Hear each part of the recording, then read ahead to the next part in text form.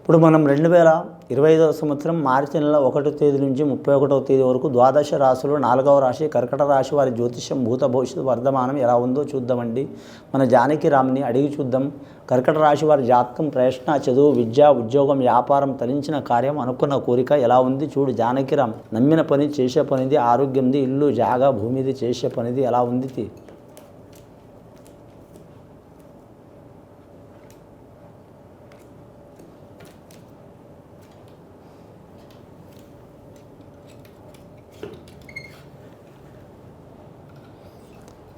కర్కట రాశి వారి జాతకం చెప్పాలంటే చాలా వరకు శుభయోగం ఉన్నదండి. వారి పేరు మీద గత కొన్ని సంవత్సరాల నుంచి వారికి ఇబ్బందులు, చిక్కులు, చికాకులు చాలా వస్తున్నాయండి. ధనపరంగా, ఆరోగ్యపరంగా, కుటుంబ పరంగా, చేసే పనుల పరంగా, పర్సనల్ పరంగా చాలా ఇబ్బందులు, చిక్కులు, చికాకులు వస్తున్నాయండి. ఆ చిక్కులు వెళ్ళిపోయే టైం దగ్గర వచ్చింది. వారి జాతక బలంలా పరమశివుడు వచ్చిండు, అలాగే అమ్మవారు పార్వతీ దేవత వచ్చింది, అలాగే కుమారస్వామి వచ్చిండు వారి పేరు మీద, అలాగే అమ్మవారు కాళికా శక్తి వచ్చింది, దక్షిణ కాళికా దేవత వచ్చింది. కర్కట రాశి వారి జాతకంలో పుష్యమి నక్షత్రం వారికి చాలా వరకు మాత్రం యోగకాలం ఉన్నదండి. అనుకున్న పని సాధిస్తారు వారు.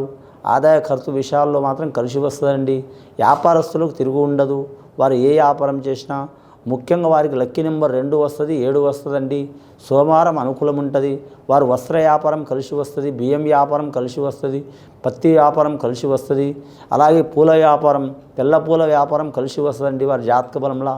అలాగే వీరి పేరు మీద చూడాలంటే తెలుపు వర్ణంలో ఉన్న ఏదైనా సరే వ్యాపారం చేసినా కలిసి వచ్చే అవకాశం ఉంటుందండి. వీరి పేరు మీద తెల్ల రత్నాలు కావచ్చు, ముత్యాలు కావచ్చు, కలిసి వచ్చే అవకాశం ఉంటుంది వీరి జాతక బలంలో. స్త్రీలకు అనుకూలంగా ఉంటుంది. కానీ వివాహమైన స్త్రీలు, భార్య భర్తలతో ఇబ్బందులు ఉన్నవారు, దూరంగా ఉన్నవారు, విడాకులు తీసుకుంటామని దూరం ఉన్నవారు కూడా దగ్గర అయ్యే అవకాశం ఉంటుందండి వీరి పేరు మీద.